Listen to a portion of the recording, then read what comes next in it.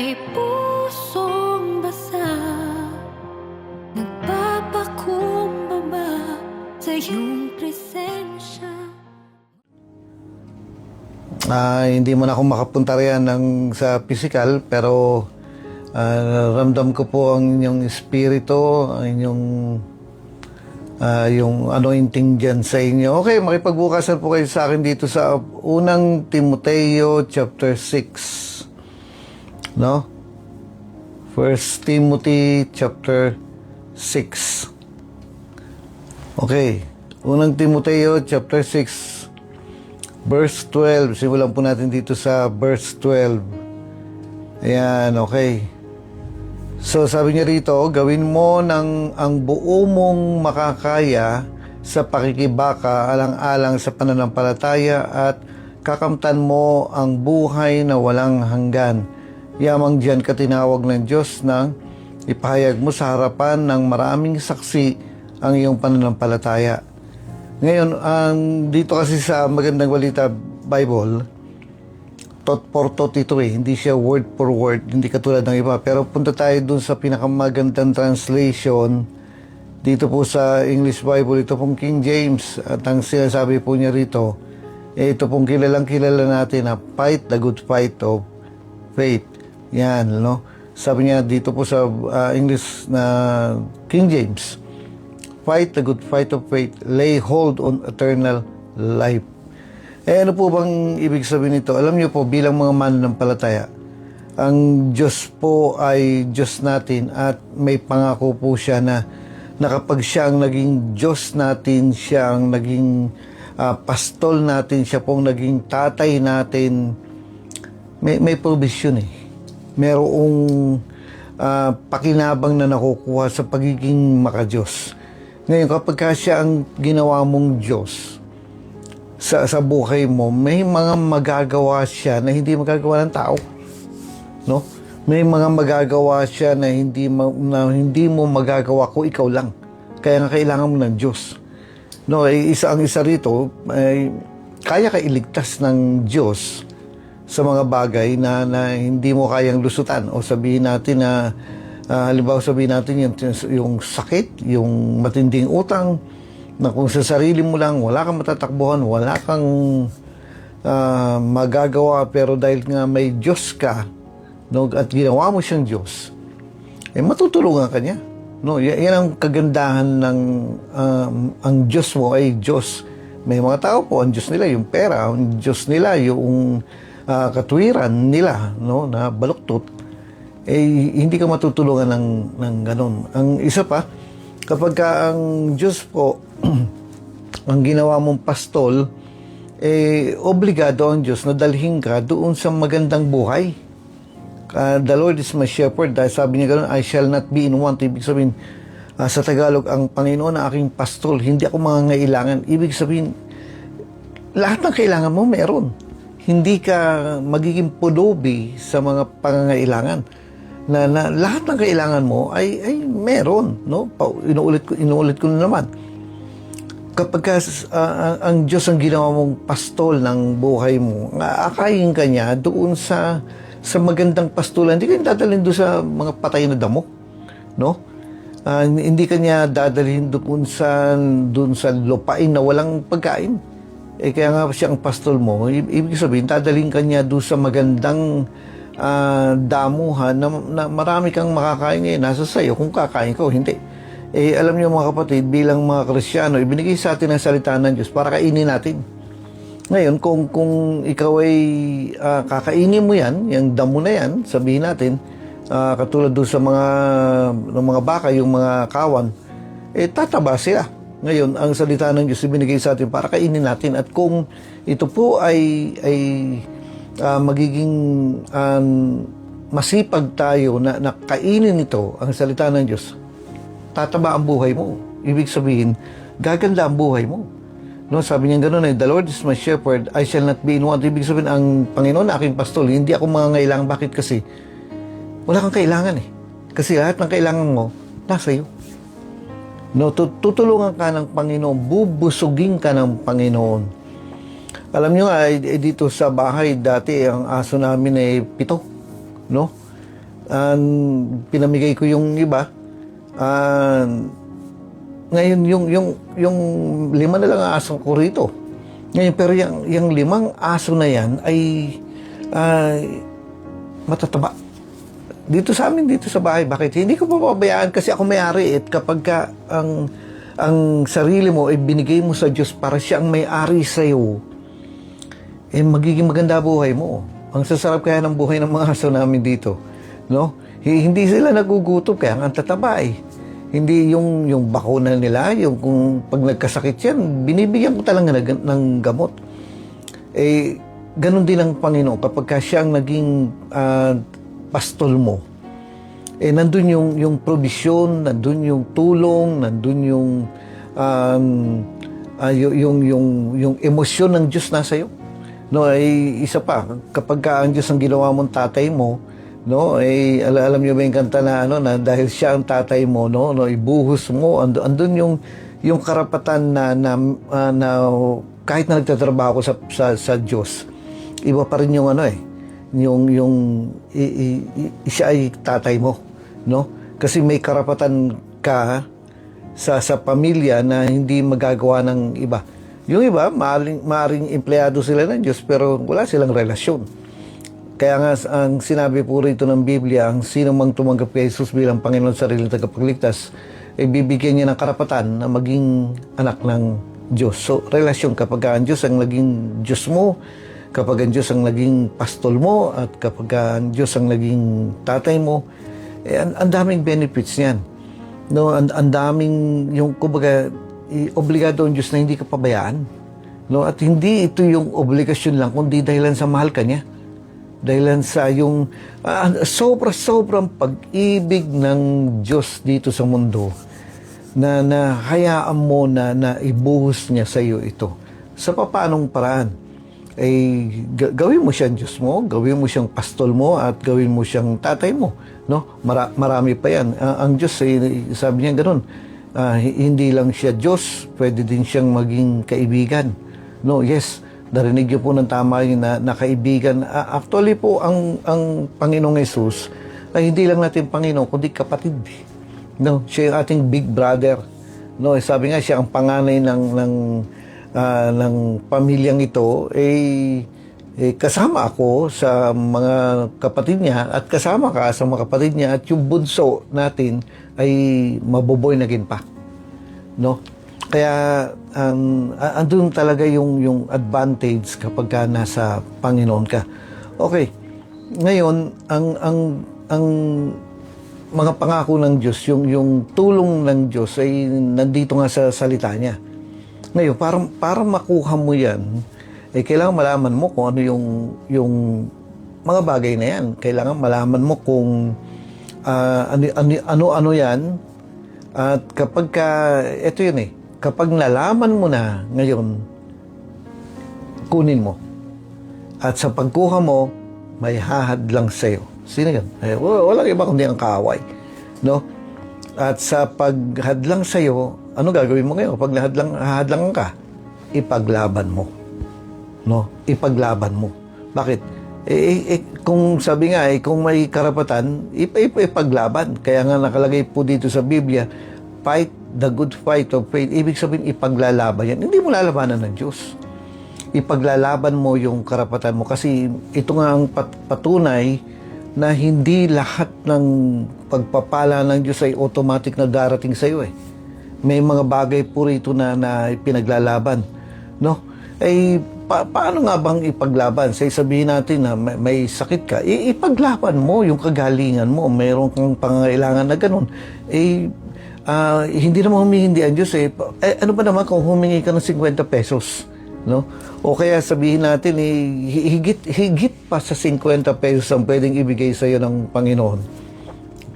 Pero, ano ba naman kung humingi ka ng 500? Ano ba naman kung humingi ka ng 5,000? No, ano ba naman kung humingi ka ng 50,000? Hindi naman humingi ang Diyos Kapag sabihin natin may sipon ka at gusto mong gumaling sa sipon mo, humingi ba ang Diyos? Hindi. Yung cancer nga, kapag hiningi mo ang kagalingan, hindi naman hindi ang Diyos. How much more yung mga maliliit na sakit, no? hindi humihindi ang Diyos. Paano nga? Hinihingi nga yan, inaangkin yan, kiniklaim yan, at pinaglalaban yan. No? Kasi kung automatic lang na kumbaga maghihintay ka na lang na iabot sa iyo ng Diyos yan, may ganun pero hindi palagi eh. At kung dumating man yung parang hindi dumarating, no? Ay paglalaban mo. So tinawag po tayo ng Diyos na lumaban. Ulitin ko po, hindi mo lalabanan ng Diyos, hindi mo pagtatampuhan ng Diyos, hindi ka maiinis sa Diyos kung hindi ipaglalaban mo alin yung karapatan mo. So, paano po yun? Kaya nga, sinabi niya rito sa 1 Timothy chapter 6, verse 12, ang sabi niya, fight the good fight of faith. Sabi niya, lay hold, hawakan mo, panghawakan mo, no? Panghawakan mo ang pangako ng Panginoon, panghawakan mo ang buhay na walang hanggan, panghawakan mo yung promise ni Lord, yung kasagutan ni Lord, sabi niya, ipaglaban mo. Yung maging makulit ka rito na sinabi ng Diyos eh. So mag-e-expect at mag-e-expect ka. So paano nga ba yung pakikipaglaban rito? Meron pong dalawang bagay na binabanggit po ang Biblia, paano ipaglaban. No, ay parang nagki-claim ka lang ng ng SSS eh. Okay, nagki-claim ka ng ayuda, tsagain mo pumila. No? Ngayon nalala ko isang rito. Yung unang panahon dito po sa amin. May mga ayuda. Ngayon, hindi ako nabigyan. Bakit? Kasi wala akong ID. ID ng meron naman ako lisensya. Ewan ko bakit hindi nila tinanggap yun. Pero hiningi nila yung vaccine card daw, no? Na ako ay bakunado. Ngayon, yung mga may card nagpapatunay na sila ay nabakunahan, nabigyan eh. Alam niyo mga kapatid, ang binibigyan po rito ng tulong ng karapatan ay yung mga anak ng Diyos. So kailangan pakita mo na anak ka ng Diyos, hindi yung nagkakalat ka rin, naglalasing ka, na kilala ka sa paligid na ikaw ay makasala. Hindi. Kailangan ipakita mo na ikaw ay anak na ng Diyos. Hindi ka na nag-worldly songs, no? Pero merong isa rito na pinipilit niyang kumuha ng ayuda, no? May pinakita siya eh. May pinakita siya. Sabi niya, ito na, ito. Kasi iba, ayaw nilang tanggapin yung ID niya. Ako nga, hindi nabigyan kasi wala akong ID. No? Nabakunahan naman ako, kaso hindi ko makita yung vaccine card ko. Ngayon, pinipilit niya, ito na, o yan. Nakuha niya yung ayuda niya na dinideliver lang dito sa mga pinto sa amin. Bakit? Pinaglaban niya eh. No? Sabihin natin, yung kung pipila ka man, ipaglalaban mo yan. Okay. Sabi niya, ulitin ko po rito, fight the good fight of faith. Yung mga pangako ng Diyos, yung mga kasagutan ng Diyos sa panalangin natin, madalas po, pinaglalaban yan. Hindi automatic na dumarating. Merong mga dumarating na kusa. Pero, yung iba, actually, ang dami. Hindi kusang dumarating at kailangan mong ipaglaban. Bakit? Kasi nga may nangaagaw, no? May nangaagaw. Tulad mga maya, no? Kakainin mo lang, kukunin pa ng katabi mo yung pagkain mo. No? May nangaagaw. No? Joke lang yun. So, paano bang ipaglaban ang mga pangangailangan natin sa Panginoon? Hindi mo paglalaban yung paghingi. Hindi po yun. Ipaglalaban mo yung pagtanggap. No? Hindi ka pa ulit-ulit na, Lord, bigyan mo ko ito, bigyan mo. Kinabukasan, Lord, bigyan mo ko. Tapos kinabukasan naman, Lord, bigyan mo ko ito, kailangan ko ito, Panginoon. No. Hindi ganun. Ang gagawin mo ay yung pagtanggap. Kasi ang Diyos, hindi naman humindi eh. Umuuna nga siya. At yung paglaban ay yung pagtanggap. No? Buksan niyo po rito sa dito sa sikat na verse dito sa Mark 11:24. No, 23. Simulan natin sa 23. No? Mark 11:23. Yan, ito yung isang way. Banggitin ko po sa inyo itong dalawang bagay na ito. Paano ba ipaglaban? Paano bang ipaglaban ang hinihingi mo sa Panginoon? Kasi, alam niyo mga kapatid, napakahirap ng nakaasa ka sa gamot eh. Yung mga gamot, minsan may hiyang-hiyang pa yan eh, na kailangan itong iinumin mo kasi hindi tumatalab to, itong iinumin mo kasi hindi tumatalab ito. Paano kung wala kang pera? Paano kung wala kang kakayanang magpagamot, talo ka na. Pero ang salita po ng Diyos ay tumatalab yan kahit saan. No? Basta meron kang katawan, physical, ang salita po ng Diyos, ang pangako ng Diyos ay tumatalab. Kaya dapat alam lang nating ipaglaban ito. At isa pa po, wala po alam na tao hindi nakakasakit eh. Wala. Talaga dumarating at dumarating yan. Kaya magandang negosyo nga ang hospital eh.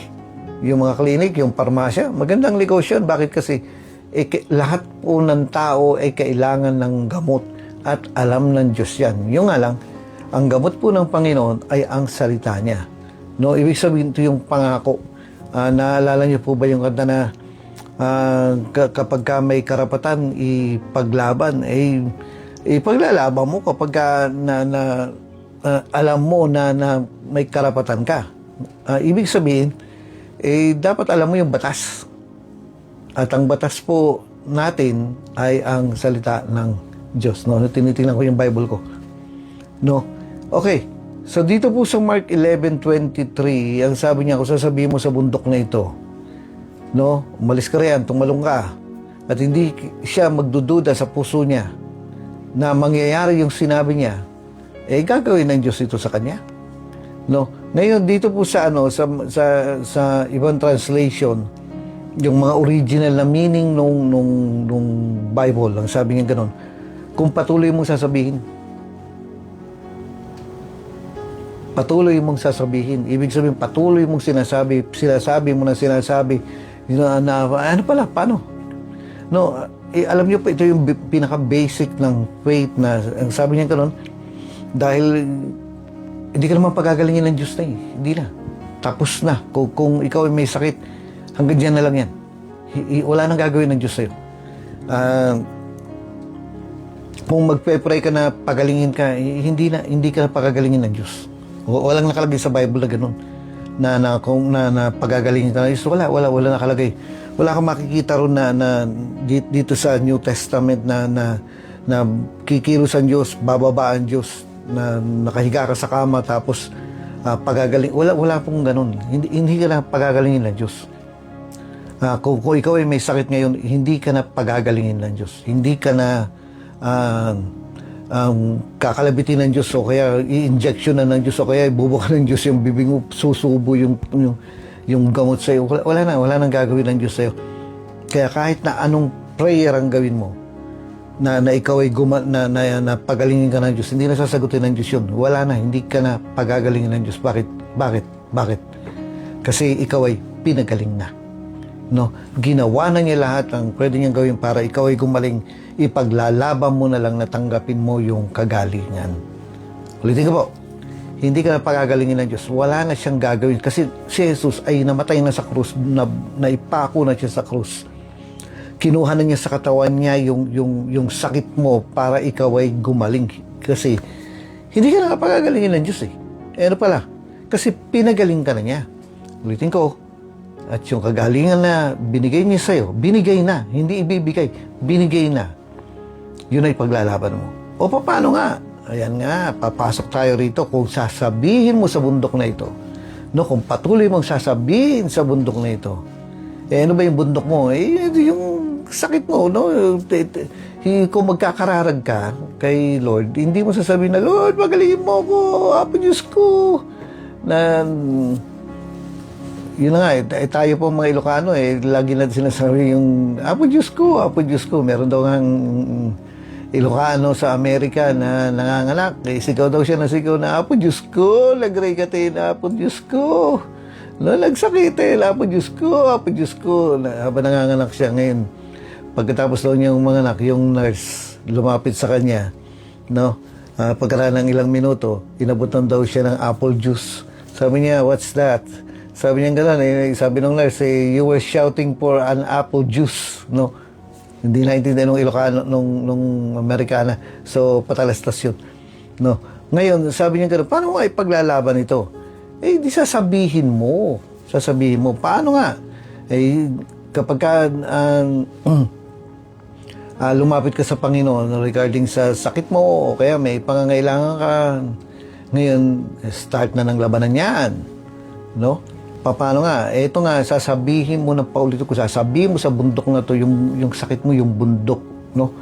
Yung sakit mo, yung utang mo, no? Kapag hindi mo alam ito, magkakaroon ka ng nagadu na utang, no? Tingnan mo yung katabi mo, sabihin mo gano'n, hindi ka siguro nagpe-paid kasi ang dami mong utang. No, sabihin mo sa katabi mo yan.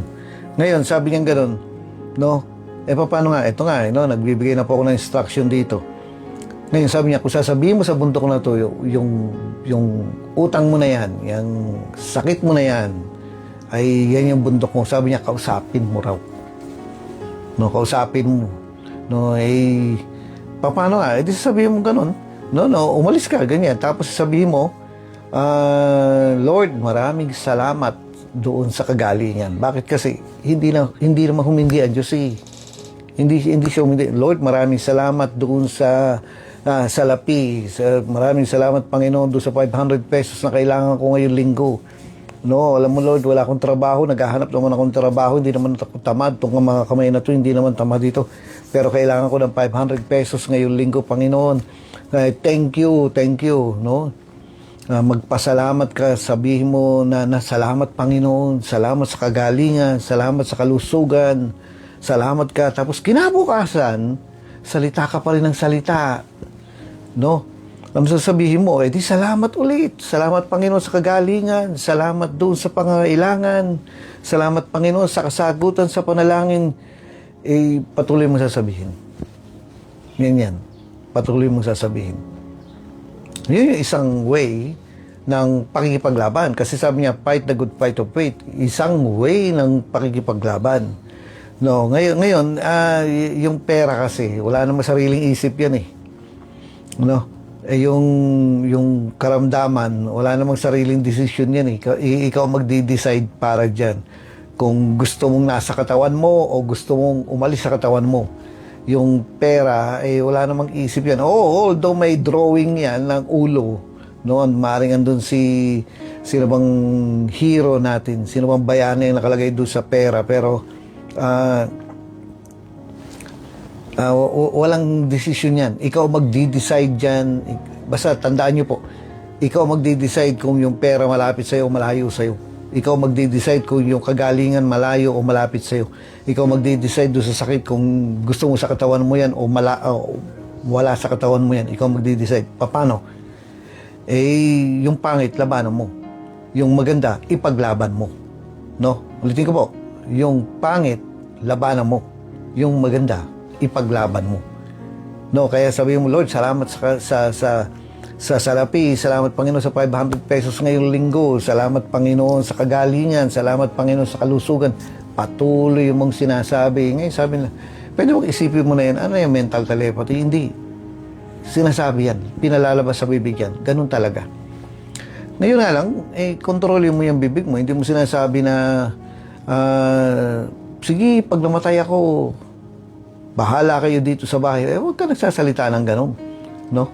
Tapos sasabihin mo, Lord, salamat sa kagalingan. Ano ba talaga ang gulo mo? Hindi po ganun. Ayan, kaya ngayon, ito po ay tumatalab sa mga bagay na inuohan na ng Diyos.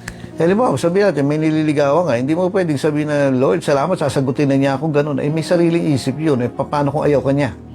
No, sabihin, paglalaban ng pag-ibig, bahala ka. Pero, walang kasiguraduhan doon. Ang pinag-uusapan po natin ay yung mga bagay na sigurado na sabi ng Diyos, panghawakan mo. Bakit? Umuuna eh.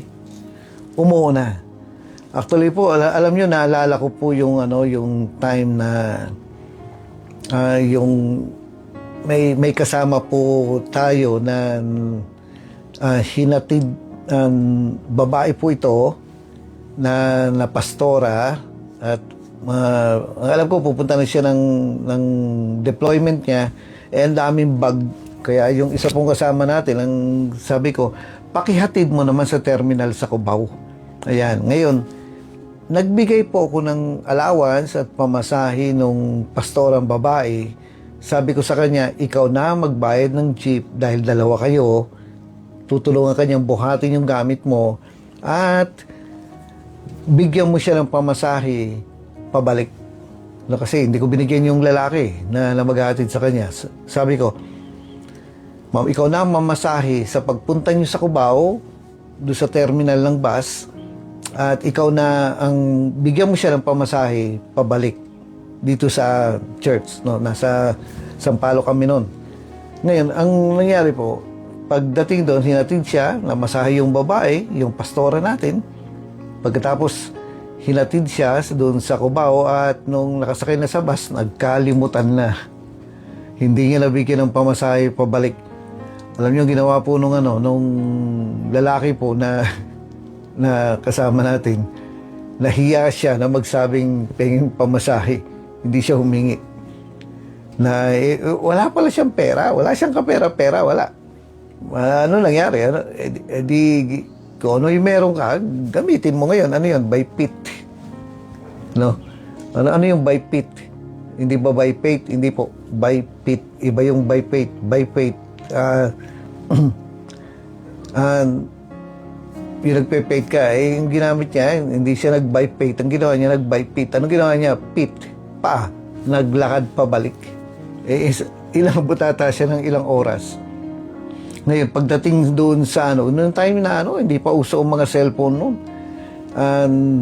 Pagdating niya ng simbahan natin sa Sampaloc, pawis-pawis siya, talagang pagod. Na kitang-kita mo talaga yung pagod, hirap na dinaanan niya. Ngayon, ngumiti na lang, tumawa-tawa na lang. Sabi ko, nagbigay ako ng pamasahe. Ang problema, nakalimutan nga nung pastora na hinatid niya, ayun, naglakad. Kawawa naman, ang layo po noon, siguro mga 2 oras may git siya naglalakad pabalik kasi, kaya nga by pit. So, ano po nangyari? Pasensyahan na lang. Kumaga, naglilingkod ka sa Panginoon, wala namang may kasalanan na sinadya. Nagkamali nagkalimutan, ayan na. Alam niyo po, nung kinabukasan na, kinontak niya ako. Sabi niya sa akin, alam mo Kuya Boy, hindi ko alam, dun sa pag-uwi niya, sabi niya ganon, no? Doon pala sa belt ko, yung belt po ng mga lalaki, merong secret pocket doon. Yung sintron niya na may secret pocket at nakita niya, napansin niya yung belt niya, mayroong bulsa. Binuksan niya yung zipper ng bulsa ng sintron niya. Pagtingin niya, may 20 pesos. May 20 pesos na sabi niya, meron pala akong pera dito na hindi ko alam. Ano nangyari? Di napagod. Sa halip na magamit niya para hindi na siya mahirapan, dahil sa hindi niya alam, naglakad siya. At kung hindi mo alam ang kagalingan na binibigay ng Diyos, hindi mo alam na meron palang probisyon, meron palang ayuda, meron palang tulong, meron palang kasagutan, meron palang kagalingan na ibinigay ng Diyos, maglalakad ka. Masasayang lang yung pagod mo kasi meron naman palang katugunan ang Panginoon sa atin. Kaya nga, ito nga, dapat malaman mo kung ano yung mga yan. At ito nga, dapat ipaglaban mo, no? Sabihin mo, ganyan talaga. Ganito talaga. Kung maalala niyo po na ang Diyos po ay, ang sabi niya gano'n, no? Nang nilikha ng Diyos ang langit at lupa, sinabi niya, let there be light. Nagsalita ang Diyos, hindi siya kumuha ng buhangin, pagkatapos ginawa niyang simento, pagkatapos nagpalitada siya ng lupa. Walang gano'n. Ang ginawa po ng Diyos, ang way ng pag-create ng Diyos ay yung salita. At yung pamamaraan na yun ay binibigay din niya sa atin. Huwag ka nagsasalita ng magkakasakit ata ako, nagrigat tibiyag. Huwag ka nagsasabi ng ang hirap ng buhay, no, na lagi mo na lang sinasabing ang hirap kasi kung ano sinasabi mo, yun ang nangyayari. Yun ang lumalabas. Ito po ay isang spiritual na batas na kung ano yung palagi mo sinasabi, yun ang nangyayari sa'yo. Kung pangit lahat ng lumalabas sa bibig mo, pangit ang mangyayari sa'yo. Kung maganda ang lumalabas sa bibig mo, kung ang salita ng Diyos, ang mga promises ng Diyos, yung positive na mga bagay na ayon sa salita ng Diyos na sinasabi mo, yun ang mangyayari sa'yo. No? Ito po isang batas. Ito po isang spiritual law. At ang isang way para ipaglaban ito ay yung hindi nagbabago yung salita mo. Yung confession mo. Kaya lagi mong sabihin, kasi sabi niya, kung sasabihin mo sa bundok na ito, kung sasabihin mo sa bundok na ito, kung sasabihin mo sa bundok na ito, ibig sabihin yung bundok maghihintay lang. Yung sakit, maghihintay lang na umalis. Yung pera na kailangan mo, yung biyaya, yung pagpapala na kailangan mo, naghihintay lang. Wala naman sariling isip yan eh. Walang sariling desisyon yan. Nasa sayo yan kung gusto mong nasa iyo na o mawala sayo. Kapag ka maganda, pag pangit, no, labanan mo. Kapag ka maganda, ipaglaban mo. At yan nga, paano? Sa salita. Huwag ka nagsasabi na, magkakasakit na naman ako. Kasi Pasko na, sisipunin na naman ako. Oo nga, Pasko na. Pero, huwag mong tinatanggap yung sakit, yung sipon. Huwag mong tinatanggap yung mga ganito. Paano kung dapuan ka nga ng sipon? Di labanan mo. Pangit yan eh. No? Kung pangit yan, katabi mo, labanan mo. No, joke lang. Kapag tao yan, mahalin mo. Kapag ka hindi maganda, ilabanan mo. Kapag ka maganda, ipaglaban mo. Katulad na kalusugan, kasaganahan, kagandahan. No? Yan ay pinaglalaban. Yung magandang bukas, yung magandang buhay, yan ay pinaglalaban para makuha natin. At ang isang way po rito ay yung pagsasalita. Huwag ka nagsasalita ng negatibo. Huwag ka nagsasalita ng pangit. Huwag mong sinasabi na wala na akong ani, yun nga, puro nagrigat tibiyag. Lagi na lang ang hirap-hirap na huwag ka nagsasabi ng ganun. Sabihin mo, makakaraos ako, no? Makakayanan ko to. Magtatagumpay ako rito dahil ang Diyos ang nagbibigay sa akin ng tagumpay. Lord, salamat, magaling na ako. Ipaglalaban mong gano'n kasi ang pinaka-ending talaga nito, gagaling ka. Yun ang gusto ng Diyos. Ayaw ng Diyos mamatay ka. Ayaw ng Diyos may sakit ka. Kaya nga ipaglalaban mo yung ending, yung maganda. Ano ba? Wala namang planong masama ang Diyos sa atin. Wala naman siyang pangit na plano sa atin. Puro maganda. Kaya kapag ka dinapuan ka ng sakit, labanan mo yan. Labanan mo. Ano ending yan? Mananalo ka eh. Kaya nga, sasabihin mo palagi yung ending na, Lord, salamat, magaling na ako. No? Ngayon, it may take time talaga na mahatagal, pero huwag ka lang mawala ng tiyaga. Ang labanan po ay it takes time. May time talaga na ilalaban mo. Tulad ka sabihin natin, nag-aaral ka hindi magtiyaga ka. No? Na ngayon, kung puro negatibo ka na hindi naman ako papasa gano'n, titigil ka na lang. Pero nga dahilan sa andun yung paniniwala mo na makakayanan ko to, makakapasa ako rito kahit bagsak-bagsak ka na. Sige, laban lang, bandang huli. Di graduate ka na. No? Di praise the Lord. Na nilalaban yan. Ang trabaho may time na ang trabaho po ay minsan nakakapagod. Anong gagawin mo ngayon? Quit ka na, tigil ka na. Hindi, lalabanan mo yan. Minsan, sa relasyon din. No? May time na hindi na masaya, hindi na maganda, pero ipaglalaban mo yung pamilya mo. Ipaglalaban mo yung relasyon mo. No? Asawa mo na yan eh. Anak mo yan eh. Ipaglalaban mo yung magandang relasyon. Kaya nga, lagi mo sasabihin na, Lord, salamat sa kagalingan. Lord, salamat sa magandang buhay. Lord, salamat sa magandang sa born again na pamilya. Kasi kapag sinabi mo na, Lord, yung pamilya ko, yung mga mahal ko sa buhay, gusto kong makakilala rin sa'yo, gusto kong maglingkod din sa'yo, ganun. Anong sagot ng Diyos? Hindi. Hindi ba siya? Hindi. Hindi yun. Oo, lagi ang sagot ng Diyos. Kaya sasabihin mo, Lord, salamat sa isang pamilya na sabay-sabay kami magsisimba. Panginoon, salamat sa sa isang pamilya na maglilingkod sa iyo.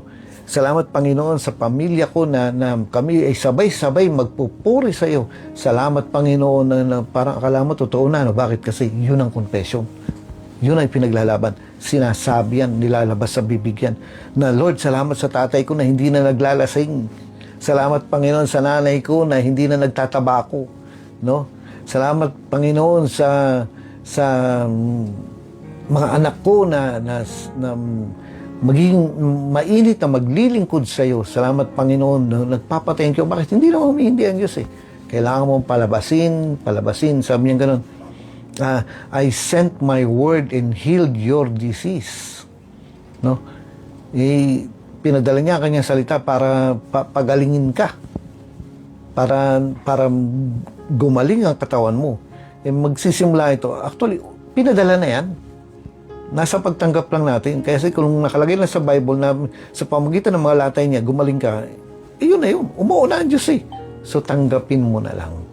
Ayan. Ngayon, ito pa yung isang bagay pa rito na tungkol po sa healing. Alam niyo po, nakalagay po sa Biblia, no? Ina-analyze nila, yung mga tao ro, nagpupuntahan kay Jesus, araw-araw yan, nahingi ng kagalingan. Ang nakalagay po sa Biblia, pinagaling lahat. No? Pati yung mga sugalero. Pati yung may mga bisyo-bisyo, basta lumapit sa Panginoon, pinagaling niya. No? Paano may mga mali sa buhay, mahabang usapan ito, pero pinagaling muna, tsaka nalang kinurek No? Sa ibang live siguro pag-usapan natin ito.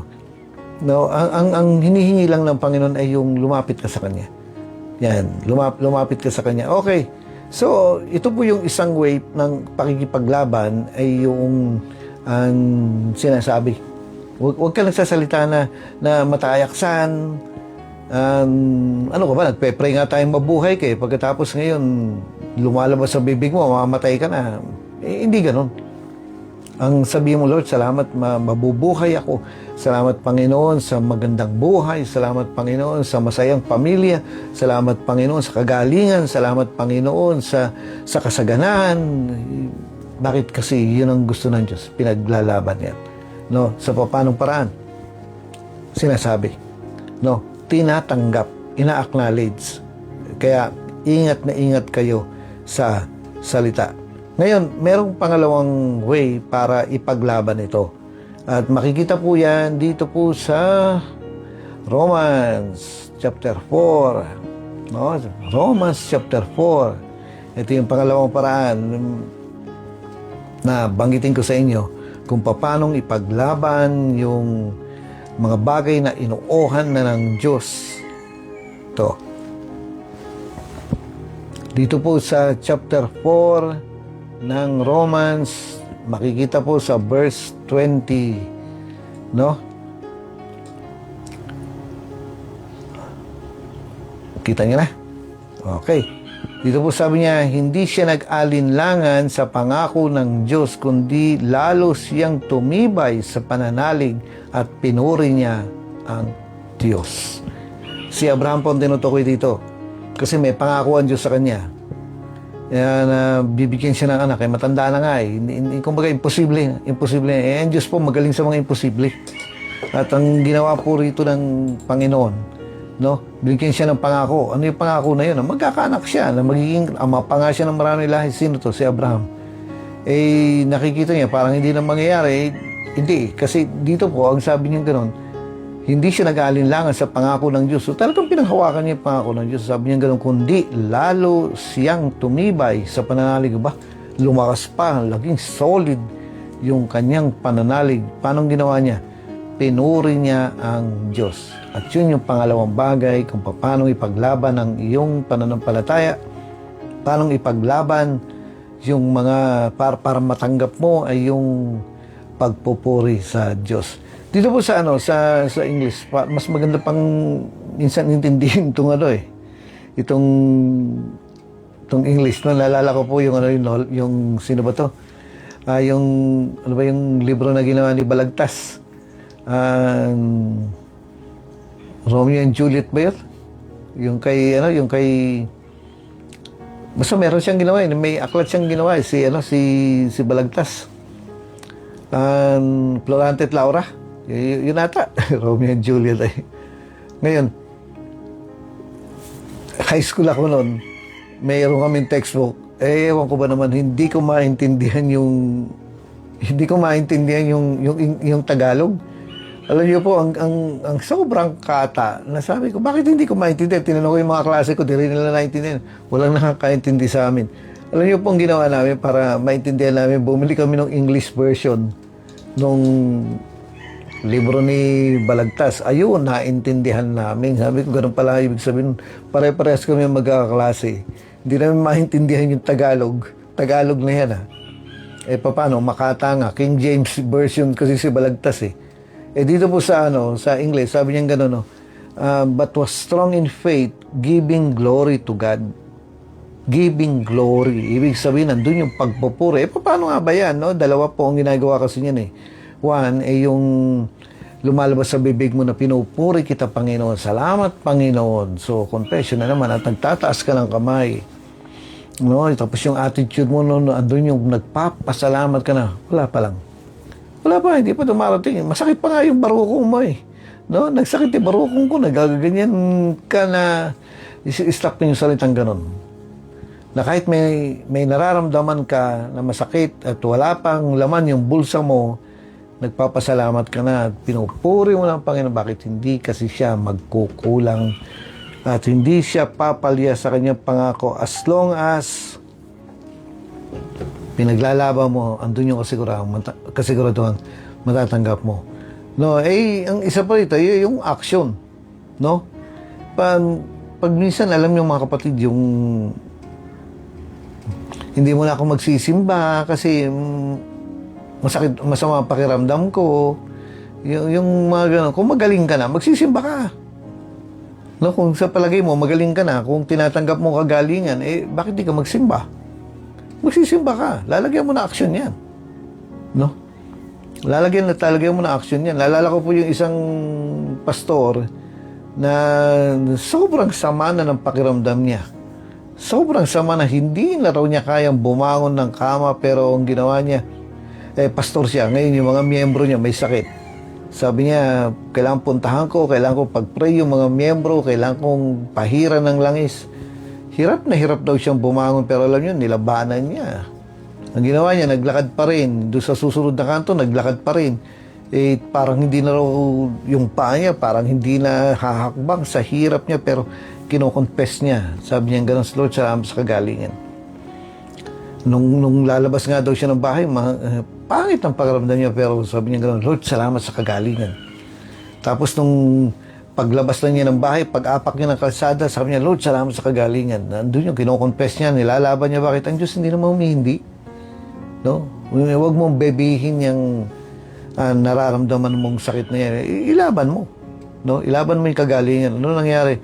Pagkaraan na 1, 2, 3 kanto raw, na pinipilit niyang ipaglaban na magaling siya kasi pagpeparinga niya yung mga miyembro niya, na hirap siyang maglakad, na parang babagsak na raw siya, pero sabi niya, hindi, pinagaling na ako ng Panginoon. Alam niyo, doon sa 3 kanto daw, ng paglalakad niya, may bumagsak sa kanya galing sa langit, biglang parang daw yung honey, no? Yung pulot, bumagsak siya, tumama daw sa ulo niya, tapos bumaba, hanggang doon sa maya-maya, nagtatakbo na siya. Bakit? Magaling na. Paano nangyari yun? Kasi pinaglaban. No? Pinaglaban. Nandun yun. Alam mo kasing magaling ka na, di magsimba ka. No? Hindi yung, salamat Panginoon, pinagaling mo na ako, pero next year na lang ako magsisimba. Hindi gano'n. Kasi kung magaling ka na, babangon ka. At magsisimba ka. No? Okay. So, 1, yung pong lumalabas sa bibig natin. 2, ay yung pagpupuri natin sa Panginoon. Ito po yung tinuturo ng Biblia sa atin kung paano ipaglaban yan. Sabi niya, but was strong in faith. No? Pinangahawakan ni Abraham yung pangako. At siya ay malakas sa kanyang pananampalataya. Paano mo malaman? Kasi giving glory to God. Andun yung pagpupuri niya sa Panginoon. Basta positive lang palagi. Bakit? Hindi naman humindi ang Diyos eh. Umuo na siya. At kapag ka nandun yung confession mo, nandun yung pagpupuri mo, parating na. Yan. No, parating na. Anytime matatanggap mo. Meron pong kwento rito sa Mark chapter 5. Yung babae pong dinudugo. No, kung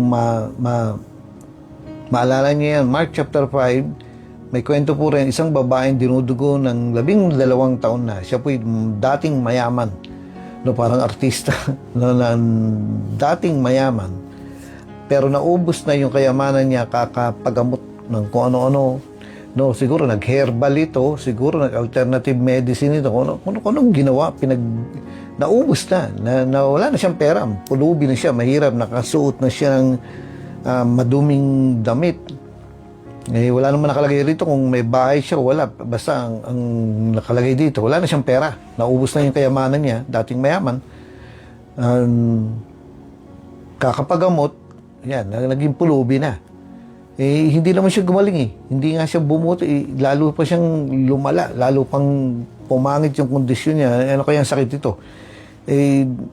Isang uri ito po ng sakit na hindi ka pwedeng nakikihalubilo sa mga tao. Parang something na nakakahawa. O basta na forbidden, bawal na nakikimingle ka, nakikihalubilo ka sa mga tao. Na kapag nalaman na ikaw ay nandun at sumigaw yang mga taong yan, ikukulong ka pa. May sakit ka na nga, ikukulong ka pa. Pagkatapos nun, dinudugo, ibig sabihin, anemic na itong babae. Na yung wala na, sira na yung katawan niya. No? So, ibig sabihin, maputla. Alam niyo, meron po akong tiyahin na ganyan na ilang taon dinudugo. Tinitingnan ko itsura niya, yung palad niya, maputi. Hindi siya, makikita mo kasi yung pag anemic yung tao, maputla. At yung tiyahin ko, ganun po, maputla. Ngayon, itong babaeng ito, narinig niya si Jesus. Narinig niya, no? Siguro umaten po ng ng anniversary ng Dasol. Narinig niya na pwede siyang gumaling. Narinig niya na mabuti ang Diyos, na kalooban ng Diyos na gumaling siya, no? Ngayon, pinagkakalupumpunan si Jesus Alam niyo po ba, ituloy ko yung kwento ko kanina. Ang lumalapit kay Jesus, no, sa isang araw, nasa 50,000 daw. Yung populasyon o yung dami ng tao lalapit sa kanya. Tapos ang nakalagay pa sa Biblia, ito tinuturo ko yung Bible ko. Lahat yung 50,000 na yan, pinagaling ni Jesus. No? Pinagaling niya. Walang hindi gumaling. Pinagaling niya. Paano niya magagawa yun? Hindi ko alam. Kaya nga himala No? Basta, sabi, pinagaling ni Jesus lahat ng lumapit sa kanya. Wala kang makikita rito hindi niya pinagaling gumaling lahat basta lumapit sa kanya kasama na rito yung mga lasenggo, yung mga ganun, basta lumapit sa kanya, hindi hinindihan how much more tayo, no, na mga anak niya nalalapit. Ngayon itong babaeng ito, nung paglapit sa kanya nangihina nga. Alam niyo po, ang sabi ng babae, no, kung mahawakan ko yung laylayan ng damit ni Jesus, gagaling ako. Ibig sabihin, kailangan niya lumapit. Kailangan niya mag-exert ng effort. Unang-una, lumabas sa bibig niya, tapos nilagyan niya ng action. Andun yung kailangan mo mag-effort. No? Kung mahawakan ko lang ang laylayan ng damit ni Jesus, gagaling ako. Yun ang sabi niya gano'n. Alam niyo, kung mahawakan mo lang ang salita ng Diyos, itong mga pangako ng Diyos na ito, kung mahawakan mo lang, kung maintindihan mo lang, kung maipasok mo lang sa isip mo at saka sa puso mo, pwede mo sabihin, gagaling ako gagaling ka talaga. Kasi, sabi niya, kung mahawakan ko lang ang laylayan ng damit ni Jesus, alam niyo po, wala na yung damit ni Jesus ngayon Saan ka makikita, hindi mo na makikita yung damit ni Jesus kung nasaan yan. Pero yung salita ni Jesus, andito. At kung mahawakan mo lang ang mga salita ni Jesus, gagaling ka. Katulad nitong babaeng ito. Ibig sabihin, mag-aral ka. No, magsimba ka. No? Sumunod ka sa pastor. Hindi ka naman na-advisean niya na magpakamatay ka na lang No, mahal ka ng pastor. Tuturuan ka niya kung kung paanong intindihin ang salita ng Diyos. Kasi kapag nahawakan mo ang salita ng Diyos, gagaling ka. Alam niyo, hindi lang naman yung physical na katawan, pati yung mga wallet nating may sakit kayang pagalingin ng Diyos. Pero kung mahawakan mo lang ang salita ng Diyos, gagaling ka kung maintindihan mo lang ito. No? Madali lang naman intindihin po ito. Hindi naman kailangan yung marunong ka pa ng algebra, no? Hindi po. Simpleng mga bagay lang ito na pinapaunawa ng Diyos. Pero kailangan mo mag-effort, kailangan mo magbasa, hindi yung ang tagal-tagal mo ng Kristyano, wala ka pa rin Bible, at ang labasa mo ay yung front title pa lang, ayan, nakalagay, Banal na Biblia, Holy Bible, ganun. Pero magbukas ka, mag-search ka, mag-aral ka, magbasa ka, talaga papasokin mo yan sa puso mo, sa isip mo. At kapag ka nakita mo na, kapag ka naintindihan mo, gawin mo. Alam niyo, sabi po dito, kung mahawakan ko lang ang damit ni Jesus, gagaling ako, mas lalo pa ang salita ng Diyos. Kung mahawakan mo to, kung maintindihan mo to, kung mapanghawakan mo ito, ay gagaling ka talaga. No? Ito yung sinasabi riyan. So, ano po nangyari? Ito pong babaeng ito ay gumaling. No? Biglang nakaramdam siya na magaling na siya. Alam niyo po, kakabasa niyo, kakakonfess niyo, kakapuri mo sa Panginoon, makikita mo, gano'n, mararamdaman mo, maganda na yung buhay ko. Wala na ako sakit magugulat ka na lang na ganyan. Bakit? Kasi ito po ang nagagawa ng salita ng Diyos. Pagagandahin niya, pagagalingin ka, pasasaganahin ka niya. Ngayon, ano nangyari puro sa tiyahin ko? Na dinudugo siya. No, maputla na yung kamay niya. Alam niyo, nung naintindihan na niya, sabi niya, kinukwento niya sa akin, nasa CR daw siya, excuse me po, nawiwi siya, nakita niya yung dugo, umaagos yung dugo. Pero, nung biglang nandun daw sa CR, biglang nabuksan yung isip niya, biglang nahawakan niya yung salita ng Diyos. Teka, pinagaling na ako ng Diyos, Teka, sa pamagitan ng mga Latinese, magaling na ako, Ay, nung pumutok ito sa kanya, na parang biglang natauhan siya, nagising siya, na pinagaling na pala siya na Jesus. Dinuro-duro daw niya ang Diablo. Na-imagine daw niya ang demonyo, nandiyan sa harapan niya, pinagduduro niya. Sabi niya, sa palagay mo, makukuha mo ako, magaling na ako. Sa pangalan ni Jesus, pinagaganon niya. Alam niyo ako, kapatid, nung time na yun na nasa CR siya, doon siya gumaling. Doon tumigil yung pagdudugo niya. Lumabas siya sa CR, no, magaling na siya. So, yun, kinukwento niya sa akin yun. Mismong personal na kinukwento niya sa akin yun, na ganun pala nangyari. Pero, kailan binigay ng Diyos yung kagalingan sa kanya? Nung andun siya sa CR? Hindi, matagal na. Yung nga lang, napanghawakan lang niya nung andun siya sa CR na parang bang nabigla siyang nagising na nakalooban ng Diyos na gumaling ako. Kaya, ito po yung iwanan ko po sa inyo na mapaalala po, the just shall live by faith, ganito tayong mga mananampalataya. Ito yung way na ng Diyos sa atin para tulungan tayo, para alagaan tayo, para isalba tayo, para ihatid tayo doon sa magandang buhay, doon sa magandang plano, doon sa magandang lugar na gusto ng Diyos para sa atin ay ipaglaban natin. May labanan talaga.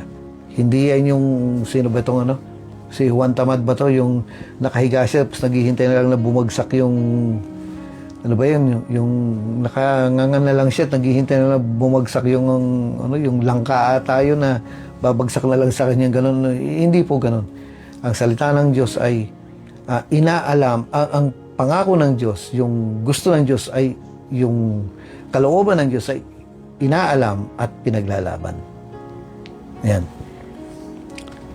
Ulitin ko po, ang magandang plano ng Diyos, ang kalooban ng Diyos ay inaalam at pinaglalaban. Kaya nga sabi niya rito, fight the good fight of faith. Alam niyo, kung hindi lumalaban kayo dyan, Matagal nang wala ang gawain dyan. Pero dahilan sa pakikipaglaban nyo,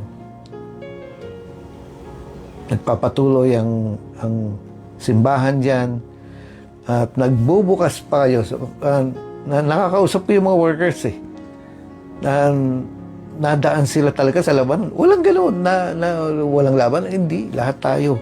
Yung mga kasama nyo, lumalaban. No? Tingnan nyo, nananalo naman kailangan yung pagpatuloy ang labanan na yan para patuloy ding dumarating ang tagumpay. No, huwag kayong mapapagod, huwag kayong magsasawa.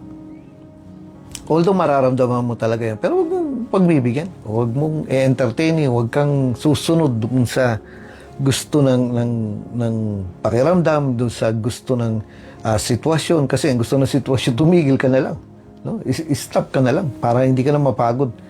Hindi. Sabi nga nila yung tamad daw ay wala nga narating pero wala rin nakuha. No? At least sabi niya, sabi ng tamad, at least hindi ako napagod. Hindi po tayo ganun. Maging matyaga lang, magpatuloy po kayo kasi malapit nang dumating ang Panginoon. Alam ng Diyos yung mga pinagdadaanan ninyo at siya po tumutugon. No, kasama natin ang Panginoon sa gawain nito. Mabuti na lang lumabang kayo. At in-encourage ko po kayo na patuloy lang. Patuloy nating labanan ng gawa ng kaaway at patuloy nating mahalin ang isa't isa. Magpatuloy po tayo sa Panginoon. Kaya pagpalain po kayo ng Diyos sa taong ito, sa mga darating pa sa inyong anniversary. God bless you po at hanggang sa susunod po tayo magkikita. God bless po. Happy anniversary sa inyo. Pagpalain po kayo ng Panginoon. Amen. Bye-bye na. God bless po.